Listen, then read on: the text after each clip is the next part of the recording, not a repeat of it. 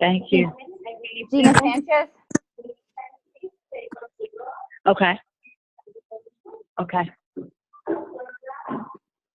Glenda Lloyd, Okay. James Fountain, Jill Hurley, Keith Strom,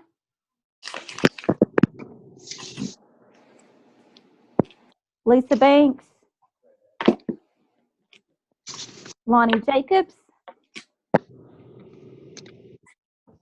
Marsha Brown, Nathan Mitchell,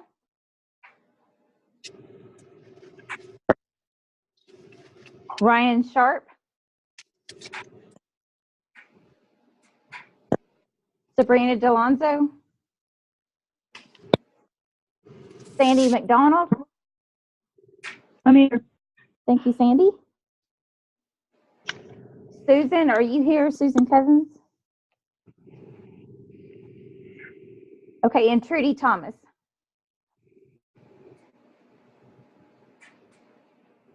Okay, if I didn't call your name and you're on the phone, please send me an email so I know that you're here. Thank you, Art. Who? Audra. Yeah, I've got you down already. Okay, Thank you. This is George Martinez. Did you get me? I've got you too. If you're dialing in through Zoom, I've got your name. I just don't have the ones that call on the phone. Okay, thank you. Thank you. Okay, thank you, Tanya. All right, well, let's go into talking about improving grades in the classroom. Let me tee this up a little bit for everybody. We decided to remove the D grade from our grading scale as a means of improving our students' success and transferring credit to other institutions and increasing their ability to graduate from our programs with a C or better average, which obviously they need in order to graduate. So that's something that we put into place. And as a result of that, we have had a slight uptick in failures in our courses. This is something we need to reverse. So we sat down with our own internal staff and came up with a couple of different ways that we'd go about improving those letter grades in the courses. And I'll give you a few of those, and then I would like to open it up for the faculty to give us some additional suggestions on how we might go about doing this. So one of the areas that was, I'll go into basically two broad areas: instructor engagement and student engagement. So under instructor engagement, you know, one of the things that was said most commonly was we need to have more consistent engagement. You know, students are not submitting work. They're likely to fail, so we need to contact them daily. Be mindful of the language that you use with the students. We need to speak to them on their level. I've often told people that, you know, really when you're engaging with our students, it should be at an 8th grade level. You don't want to be speaking in an esoteric way where people don't understand what the heck you're talking about. Make it very, very simple. And that way you can be engaged with, have them feel more engaged with you. Be willing to help students break down assignments, okay, into smaller pieces. I think a lot of times they feel like they can't chunk down assignments. So that's something for us to take a look at. And, you know, meet your students where they are. You know, the golden rule is what? Treat people like you'd like to be treated, but really the platinum rule is to treat people the way they want to be treated. And we've got to be looking at what it takes. And I know sometimes this can be difficult, especially if you're teaching some of our bigger courses, but we've got to figure out a way to meet them where they are. Under some of the areas of student engagement, you know, it's getting students to log in and engage. You know, we've set some general parameters out there for how often that should be. But the more often they're engaged, the more often they're in, the better off they're going to be. Adding in an introduction thread, we found that to be very successful for our students. If you'll go ahead and do that as a faculty member. Send reminders out for days that assignments are due. Ask students what their goals are for the course. That's another way to engage them so that they do start to struggle through the course. You have a bit of a bond with them and you can help them through their rough patches. So those were some of the more general ideas that came out of both instructor and student engagement. If we're looking to improve grades in the classroom, what would be some ideas that you could share with us that might be useful? I'll open the floor up.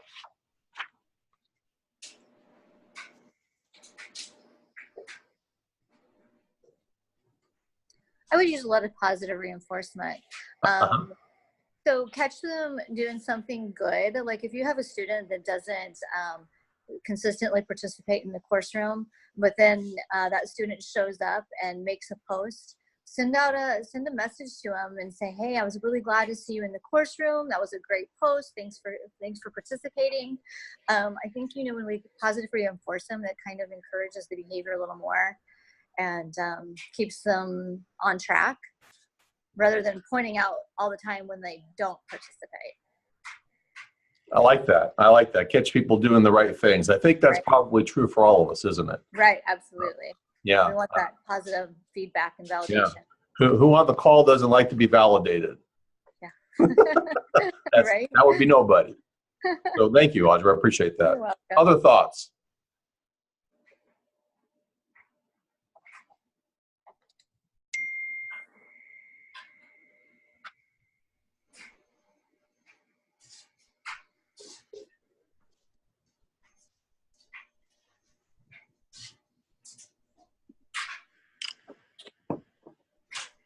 Neil, what do you think? One of the things that I try to do each week, especially when you've got students who might have not turned in an assignment on time, is go through in my notes to them, not just say, hey, you need to get this in, you got a 0, but give them kind of a detailed analysis or a detailed overview of what the assignment's calling for, maybe ways to approach it, and just, be frank with them that, hey, if you can put the time into this, I know you can be successful. It kind of goes back to Audrey's statement about positive reinforcement, but it's just something to let them see when they see that note, well, maybe it's not as difficult as I thought it was going to be. Let me go ahead and get this done. That way, rather than a 20 or 30%, late work penalty, it's only a 10% late work penalty. Okay. Thank you. Thank you. I think that's excellent. Other thoughts? James, I've seen a lot of great commentary from you. Why don't you share some of that with the group?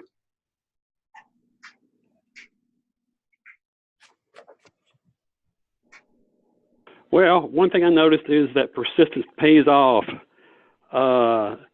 You got to be like a bloodhound tracking an animal in a way. You have to be persistent and keep on them, and on them. And that includes, posting on the discussion board like every day.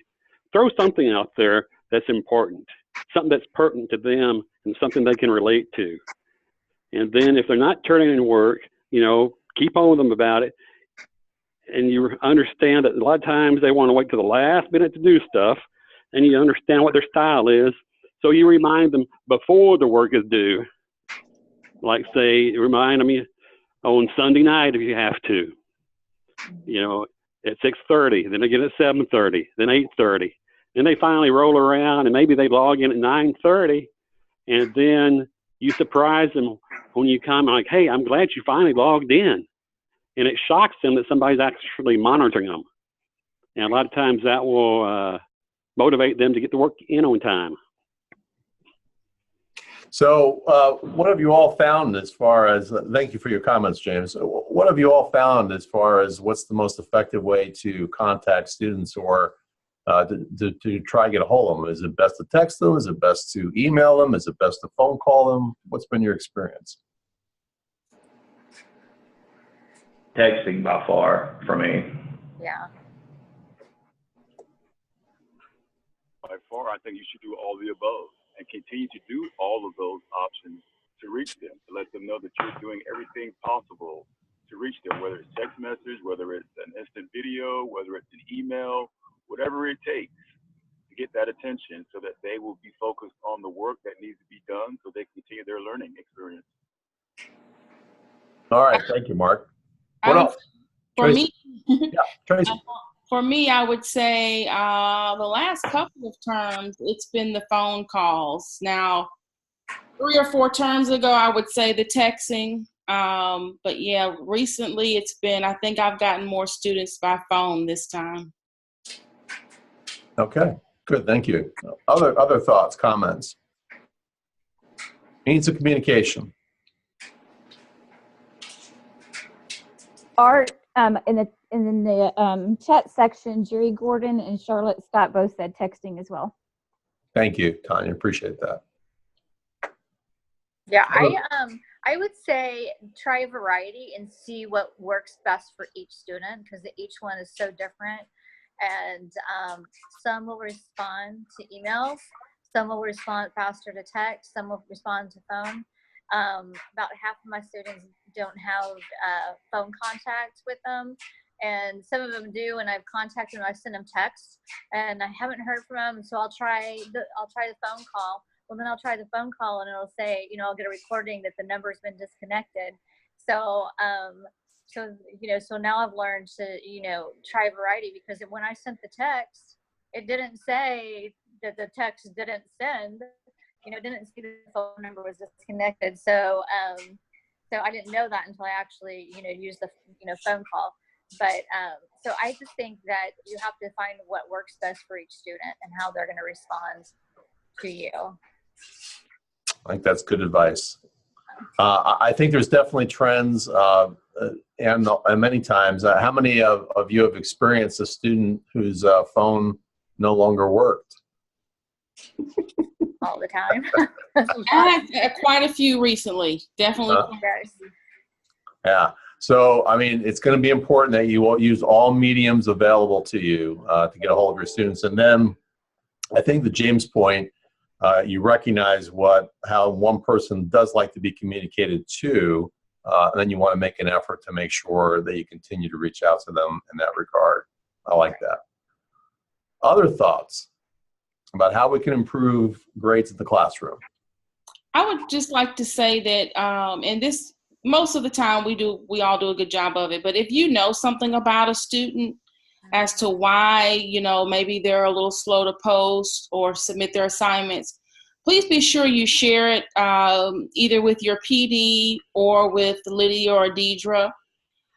Sometimes, you guys are putting the notes in there, but if we had kind of gotten on that issue a little bit earlier, we could have helped that student a little bit earlier rather than finding out a little bit later, a week or two later. And, we could have, helped that student get caught up, or, if we were able to help that student another way, we could go ahead and get right on it instead of waiting to find out what has happened. So please share it, with, the people that you think it needs to be shared with. Right. I appreciate that, Tracy. And we'll talk a little bit about this when we get into auditing your class.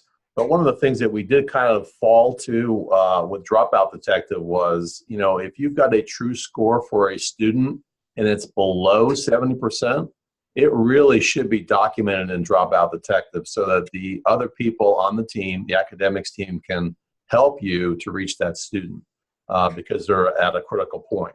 And, obviously for our students that are going from C's to B's and B's to A's, we want to give them every opportunity to know exactly where they are and how much more work they need to do to potentially get that grade to a higher level.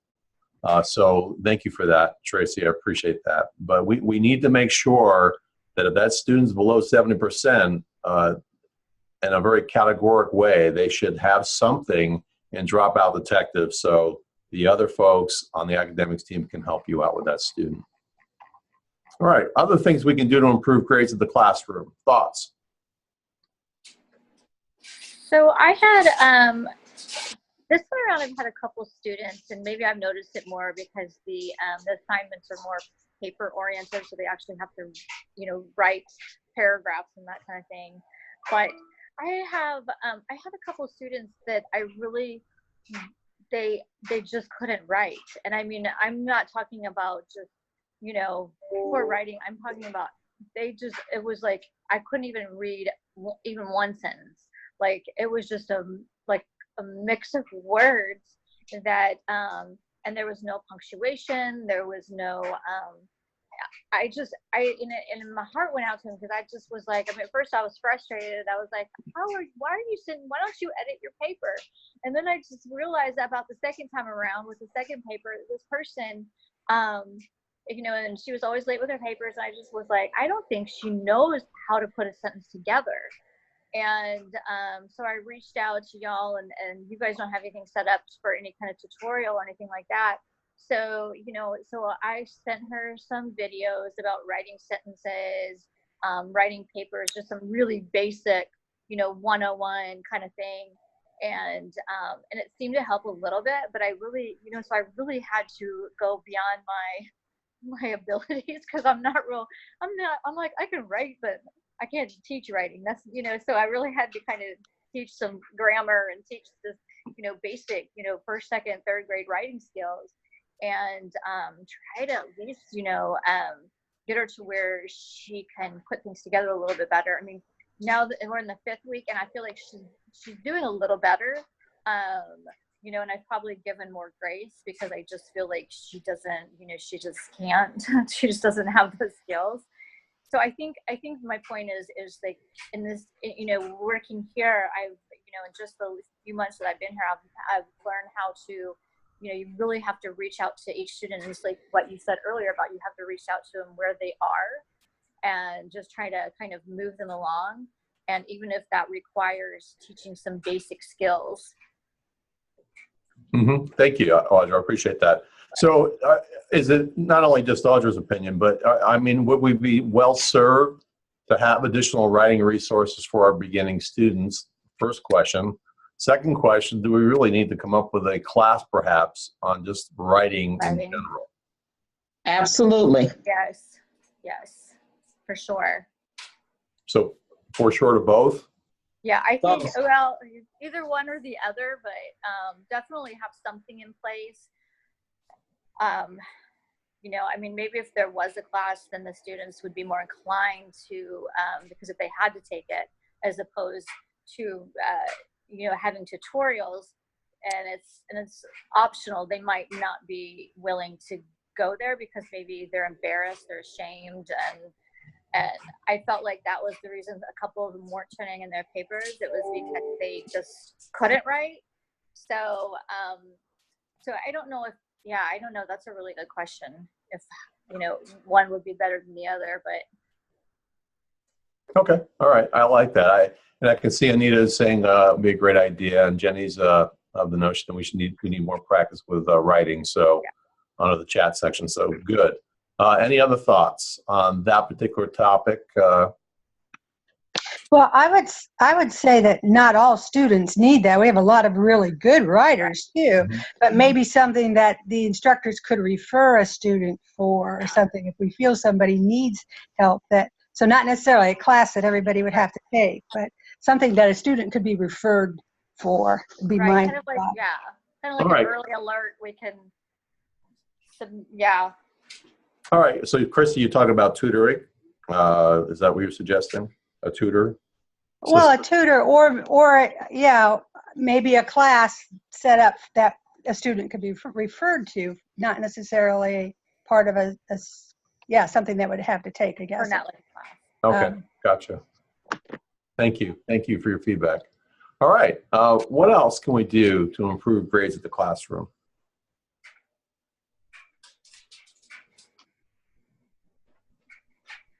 I would just add just one comment. Whenever I might take something off, I'm sorry, I have a dog barking in the background. I might set a goal to say, instead of just criticizing them and saying, instead of just saying, make sure you do both discussion replies, or I would say, let's make a goal for this dog in another room. I would say, I make a goal to say, okay, hey, you lost some points because you didn't. You're breaking up a little bit on me, Joe.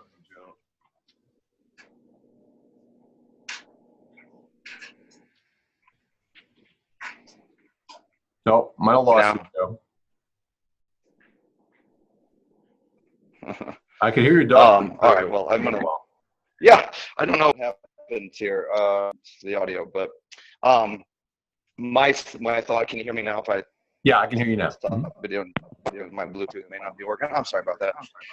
My thought was we just be very positive in terms of if you take any points off or something, misses a discussion reply. I don't just say minus whatever for your discussion for not doing a reply. I say, all right, next week we have a goal. We're going to add this. We're going to make sure we do this. And so it's always sort of a goal or a challenge or a follow-up on anything that you might take points off for. That's all I really wanted to add. Okay, thank you, Joe. I like that. And Larson's mentioning smart thinking. That's a tool I've used in the past with limited success, at least in my experience. Perhaps some of you have had a different experience with that. And I believe Mary's talking about a tutoring course. Could be one of the first courses on the program. Or we could do the tutoring in parallel with whatever they're doing in their program. So I like those ideas. Thank you. What else could we do to improve the grades of the classroom? Hey, Art, do we have a requirement for contact hours to be met with the students? It goes back to what Tracy said earlier. I run into the same problem. I have Wednesday and Sunday nights in my classes, and it's been common for over a year, 2 years, and I just don't know what else to do. You can text, voicemail it, email them. I love the comments in the additional comments, just not saying like, hey, these are you were late or you didn't reply. Do we need to hold the students a little more accountable for being in class? Well, sure. But our approach has been to make you folks more accountable in the class to get to where we need to go. We can say to the students, hey, look, if you're a great student, you're going to log in 5 days a week. We do require, obviously, that they do the work, right? So they need to participate in discussion questions, and they need to take their quizzes, and they need to complete their assessments, and they need to complete their writing assignments. As far as actual time logged in, we obviously provide that to our accreditor to let them know that, you know, this is our expectation for what a student does in the class. But I think most of our work, outside of them speaking to summative things that we need to have them accomplish within the coursework, is to really speak to you as far as what it looks like to be a great faculty member, with the notion that if you're out there doing the work the way you need to, it will be enough for the student to feel and stay engaged in what we're doing. So, you know, at one time we put out good faculty log in every other day. Well, excellent faculty log in 5 days a week, I would say. Good faculty participate in discussions 20% per week, you know, a minimum of 3 days per week. Excellent faculty participate in discussions 25% or more. Faculty grade assignments within 72 hours, but excellent faculty are doing it within 48. You know, if you want your students to be more engaged, sometimes it's a matter of getting them feedback right away. You know, even if they have a question, I mean, I don't know how many of you've got students calling on your inbox, but when they do, don't make them wait. You know, get right with them. It's so important to get that feedback back to them, you know, in a timely fashion. If it's early in the week, you've got at-risk students, you know, what does it look like? The call, text, and email. So I don't want to drone on too long in terms of what we consider to be an excellent faculty member, but I think that would be the way I'd respond to it first, because more often than not, you're kind of the one leading the charge. And yes, I recognize that there are many students that simply check out, and they're very difficult to reach. So I don't know if I've answered your question, and if I haven't, let me know what I still need to fill in for you. No, that's good. Well, I really appreciate that. That's good. Thank you. Appreciate the question. Other thoughts on how we can improve the classroom, get better grades in the classroom.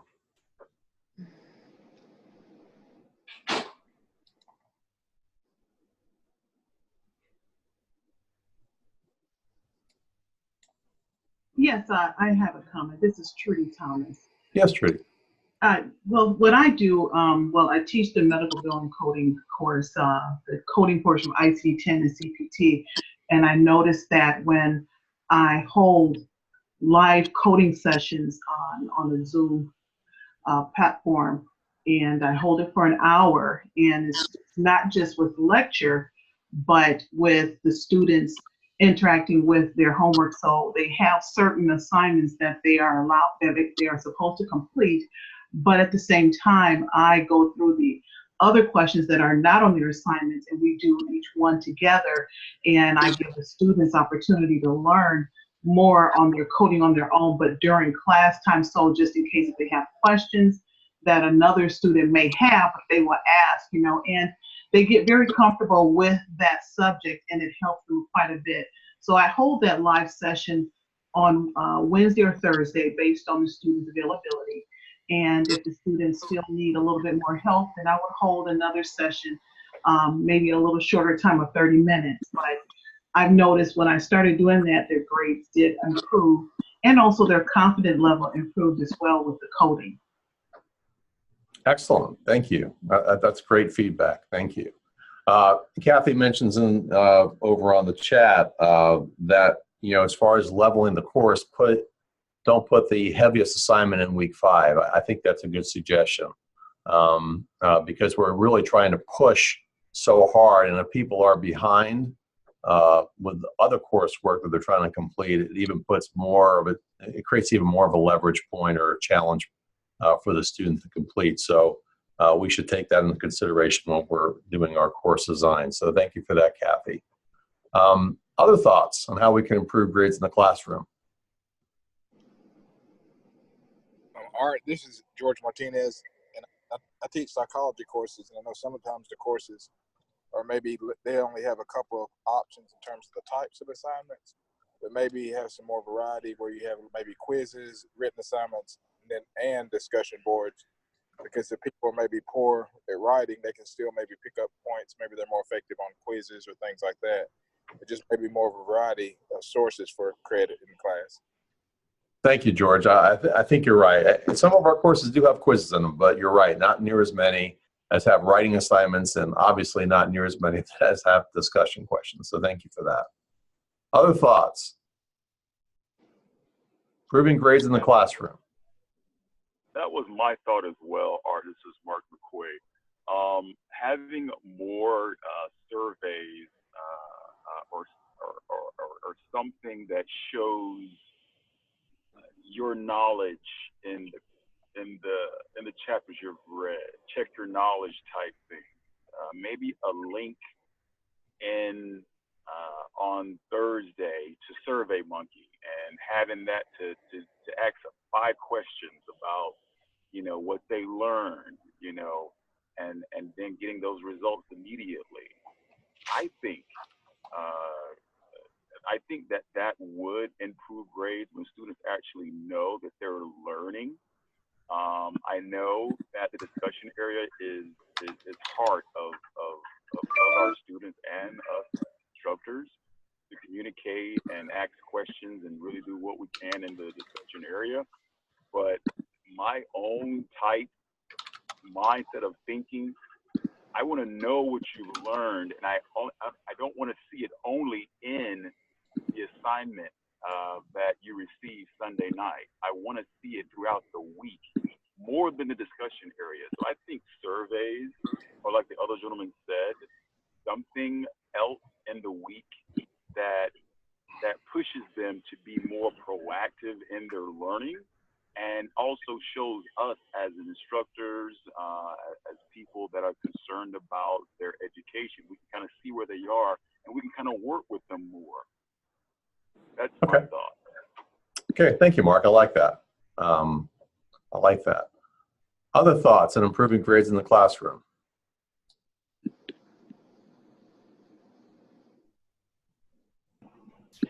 Hey, Art, to piggyback off of what Mark said, I remember taking some classes and, partway through the class, and then at the end of the class, there was kind of like a reflection journal type activity. They did exactly what Mark is mentioning. which is sharing what they are learning, both kind of at the midpoint and toward the end. And I thought that was kind of fun because you could share your thoughts and feelings about the course and the material rather than just regurgitate information for assignments and things of that nature. All right, thank you, Carson. I appreciate that. Good feedback. Other thoughts about improving grades in the classroom? Well, I think kind of going along with what the others and what Carson just said is really trying to make the course material real to the students, and even the discussion questions, make them applicable. I mean, make them real life so that they can share their own personal experiences, because when they apply the concepts to their own life, I think it makes it more memorable. And even when we're in the course room and we're in the discussion forum and we're responding, I mean, share a little bit about, you know, as a professional, I mean, share about your experiences too. So then that makes you as a professor more real to them. I mean, even if it's your struggle, like, hey, yeah, I struggled with this too, or, you know, so when students can connect with you as a human being, and when they can connect with the material in the real world, I think that increases their enthusiasm and their interest, which obviously is going to help with their grades. Points. Thank you, Audra. Yeah,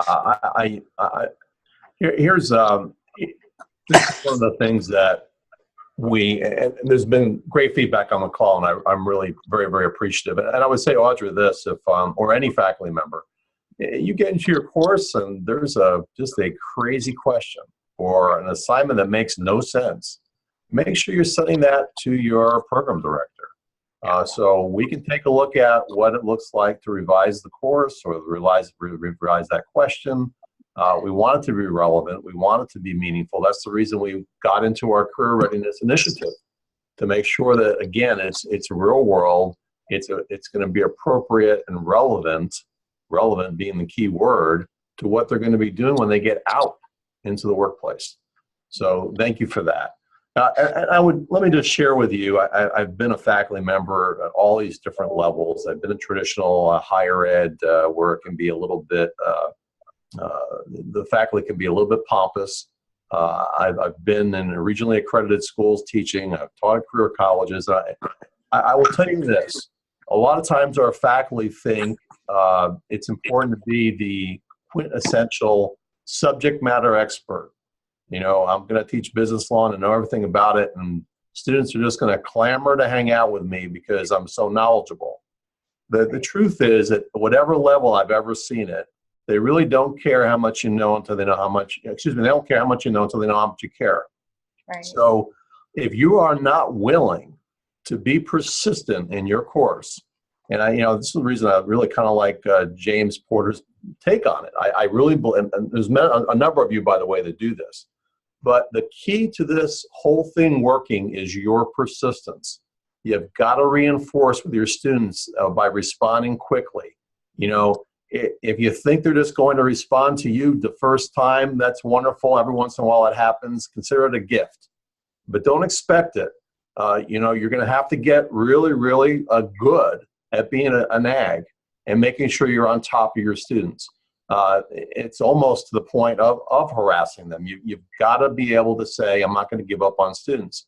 Because think about it. Think about their ability to get reinforcement where they live. You know, again, 61% of our students are first-generational students. They don't have a network of people to rely on. So they're really going to be relying on you. To know that you're not giving up on them is a big step in that right direction. Make sure you're a positive role model, like it's already been mentioned. Make sure the students understand the assignments.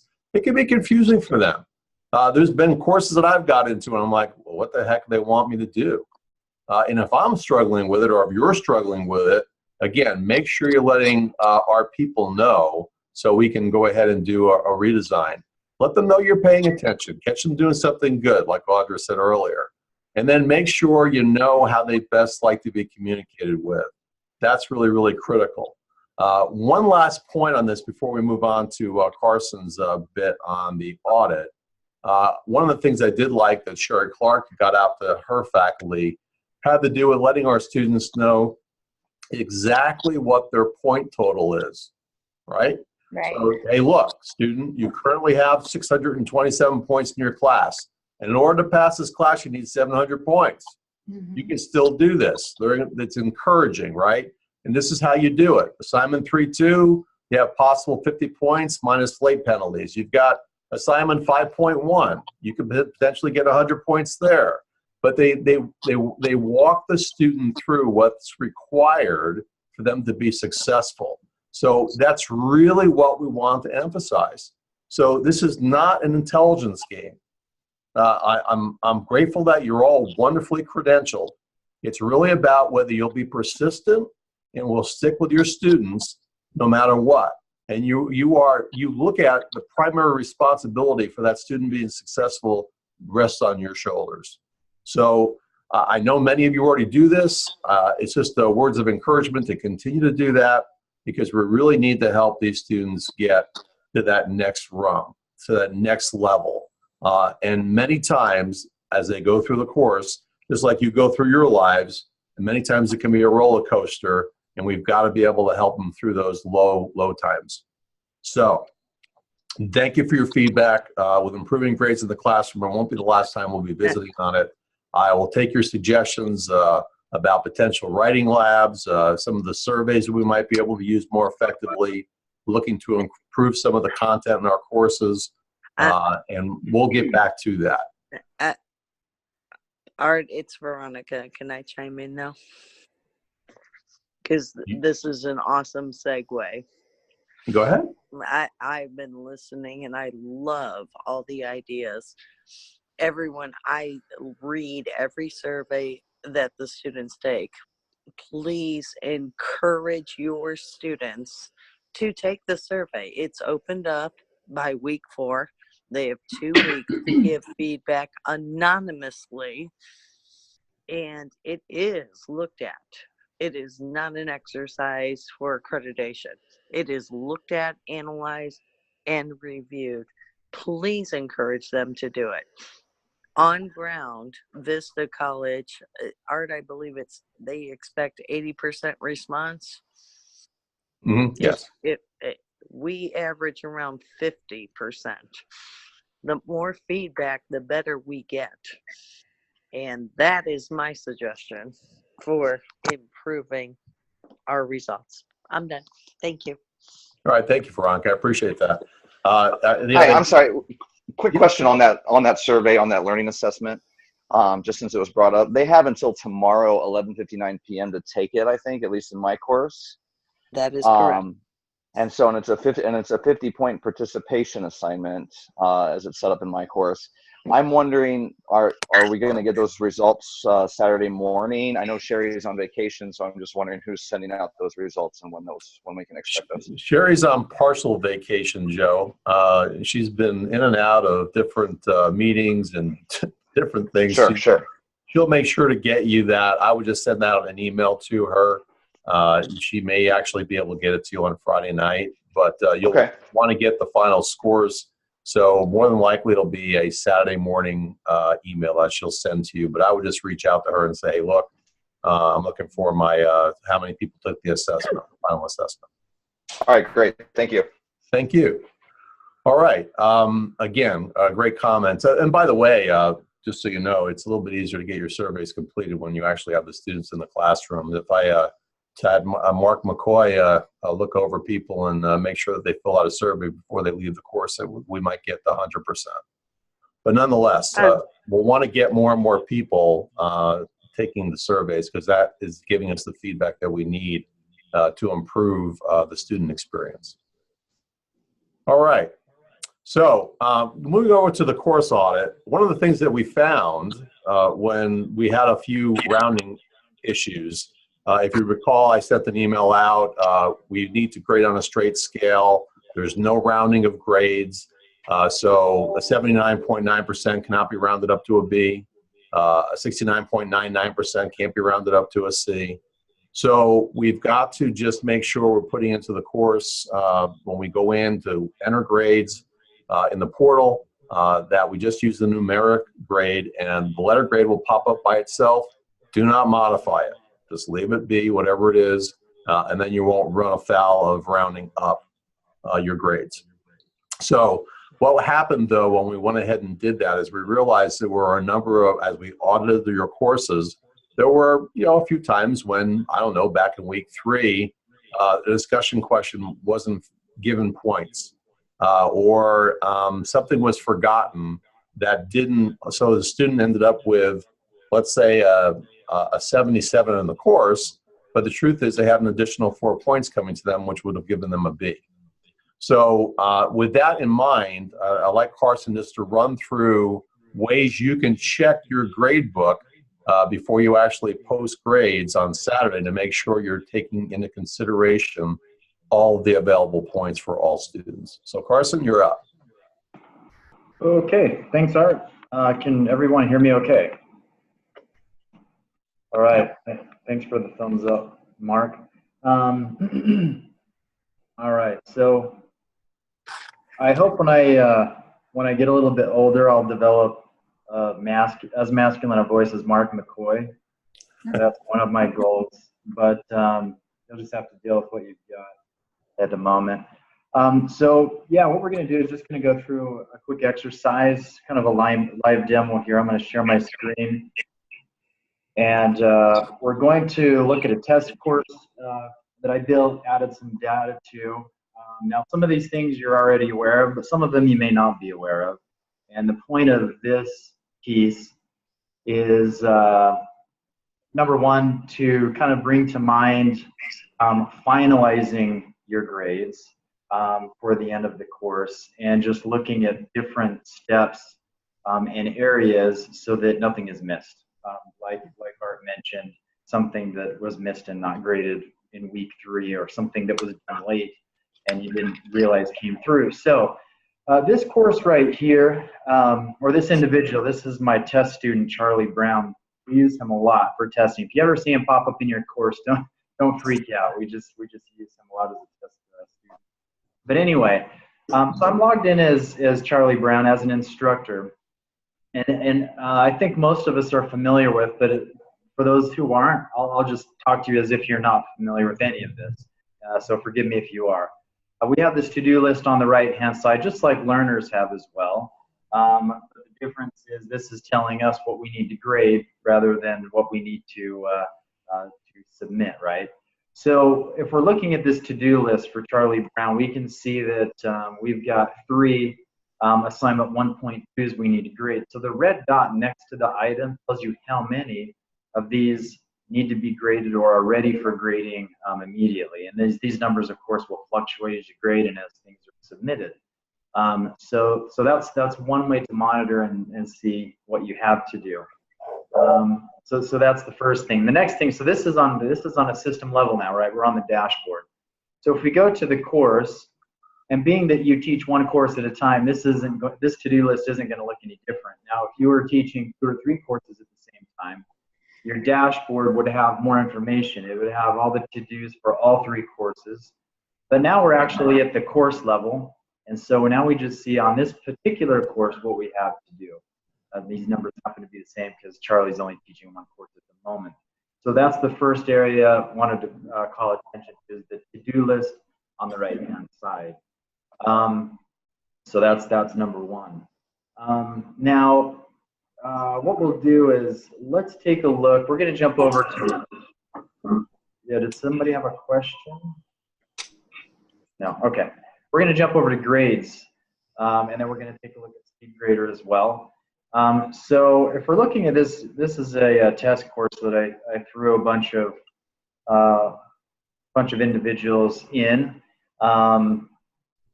for this reason. So there are various situations here that we need to take a look at. Again, I'm just going to kind of go through in a systematic order as I have noted here. Colors. Let's just take a look at colors for a moment. Colors mean actually a lot, and we'll go over what the default colors mean. Default white color means that something was turned in on time and graded as well. or one or the other. So for example, these were submitted on time because they have no color associated with them. Now, those that have the color blue, that's associated with late. So late submissions, and even grading them, they'll still remain blue unless you change them. You can manually change the color, but by default, it would be blue if they were late.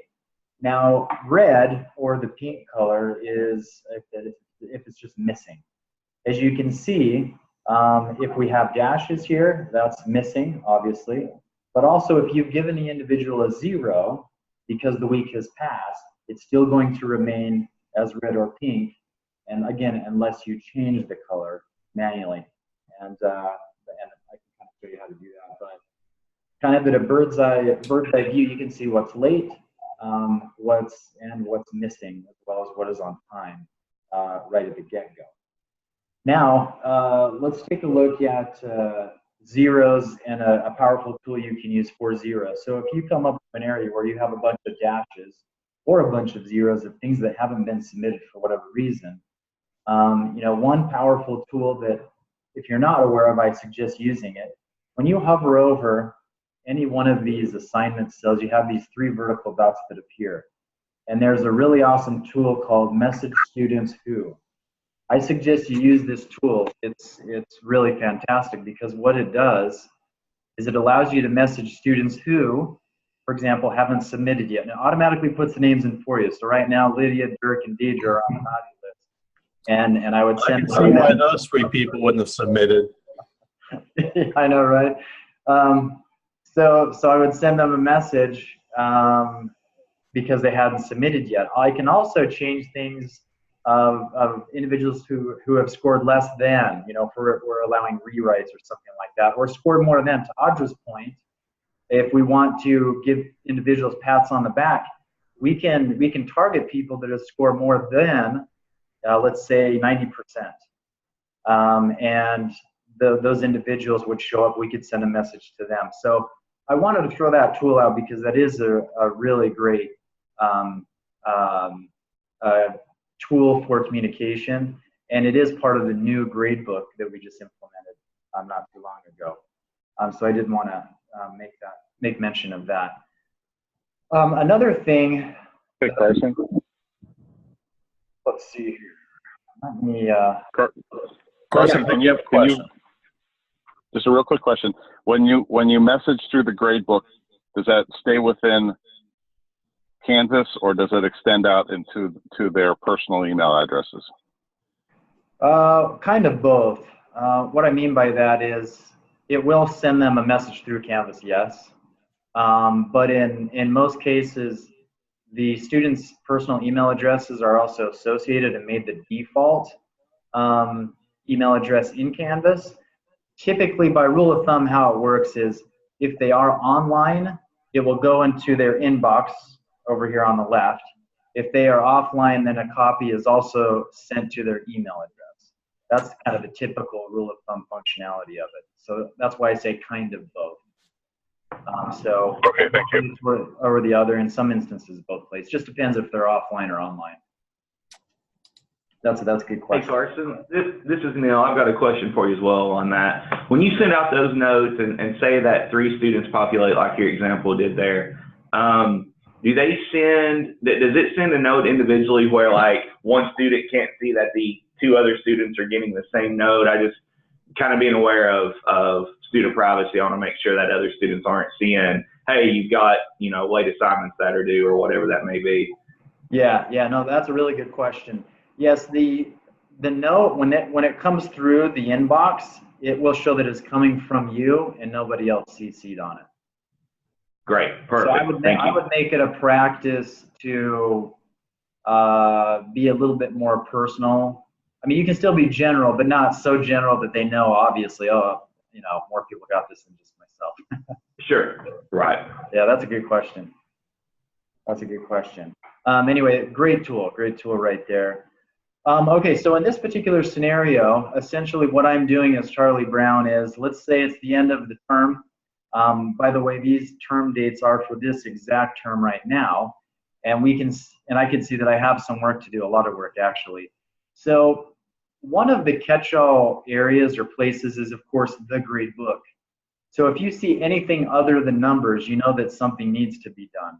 Either something needs to be graded or whatnot. So when you get these icons, and these icons are indicative of assignments typically, there's also a rocket ship icon for quizzes, but there were no quizzes in this course.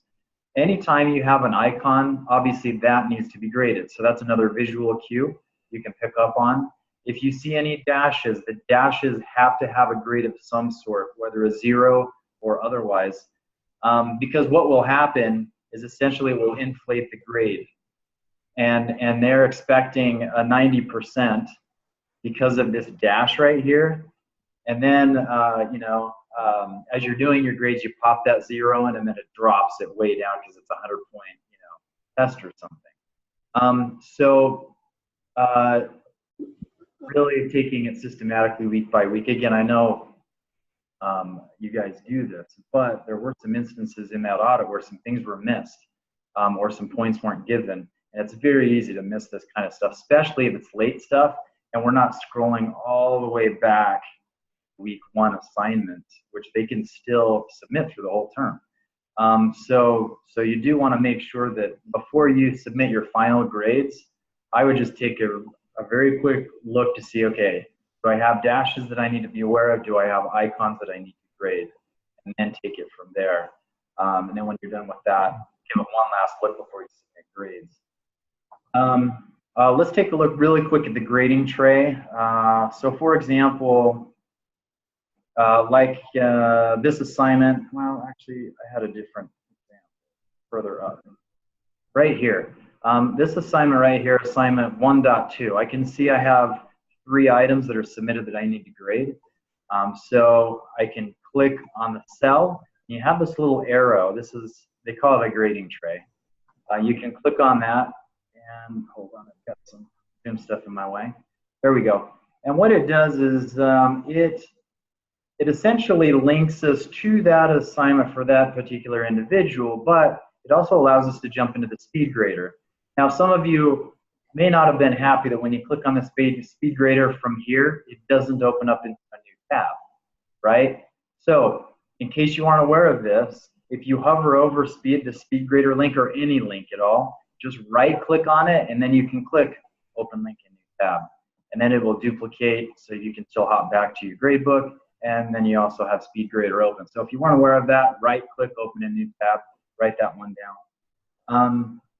Basically, here, I can see that I have 3 out of 8 graded right now. And so that's another indicator that, okay, I have some grading that needs to be done.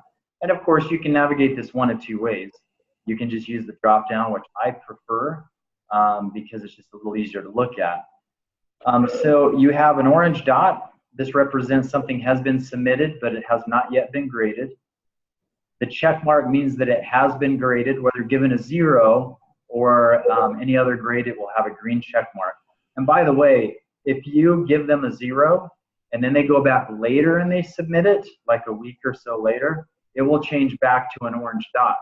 And so you want to look back to see if there are any orange dots that reappear, because then that will need to be graded. Check marks, so again, graded. And then, of course, if it's grayed out, nothing has been submitted and no grade has been given. So this would constitute a dash in the grade book, which we don't want, obviously, at the end of the term. So those are the 3 scenarios there as far as the SpeedGrader is concerned. So that's the SpeedGrader, the grading tray, and open the SpeedGrader in a new window. Again, that's the right click there. But again, in my opinion, the grade book is the catch-all. SpeedGrader is great to go through each of them, but if you want to do it quickly, you just look at your the grade book and you look for dashes, or you look for icons such as these. As long as these are not there and you have numbers everywhere, then you're complete. You're good to go. So any questions?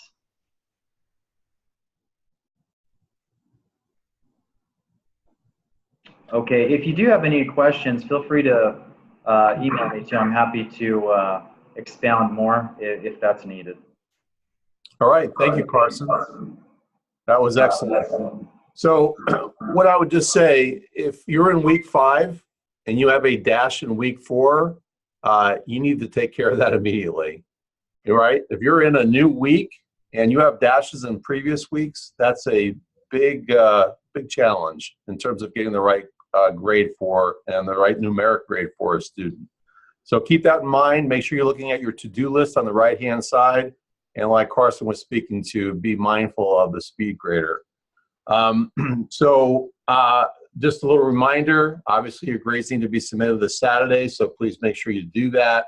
Enter only the numeric grades. Don't modify the letter grade to round up. And also keep in mind that we will be starting class on Monday, even though it is a holiday for Vista College full-time employees. Did I hear someone have a question? Yeah, Art, actually, it's not a question. I need to add to your class ends on Friday. Oh, did I say? Okay, go ahead. Yeah, tonight or tomorrow morning, you need to check and make sure you have access, that you haven't been locked out of faculty portal, and contact IT. I do not have access to reset those passwords. Okay, Dirk. Neither does Carson or Kimberly or anyone else at Vista College Online.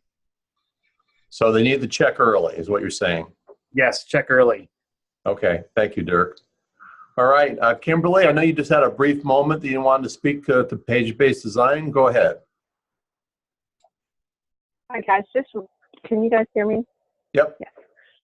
Yeah. Just real quick, I'm excited about the new design. As you do your course preview checklist, be sure that you're checking each link in the course, each button, and make sure that they're live and that they're going to the correct place. With the new design, you know, things happen in replication and things like that. Please email me or communicate with me if anything is going hinky. Sooner rather than later. Let's not wait until Sunday evening to review our courses, okay? I appreciate you guys. Thanks. Thanks, Kimberly. So again, obviously we've made a lot of changes with the page-based design. Please get in and QC that class, your course, as soon as you possibly can. Thank you for that. And then our final note is on the professional development reminder. Tanya, you want to take us through that?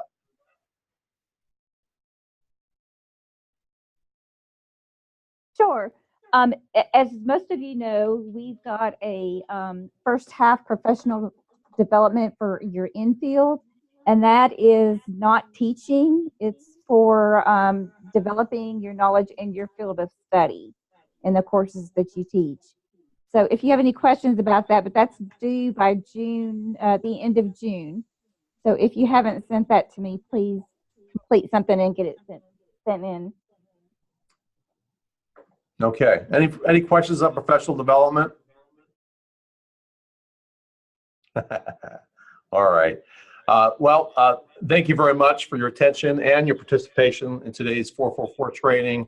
It's been very, very good for me to hear your feedback. Have a wonderful Memorial Day weekend. Again, keep in mind that we will be starting class on Monday, even though it's a holiday. So be mindful of that. And I wanted to also reach out and let you all know how much I appreciate all the great work that you do with our students. So have a wonderful weekend, and we will talk to all of you very shortly. Have a good night. Bye. Bye. Bye. Bye. Take care, everyone.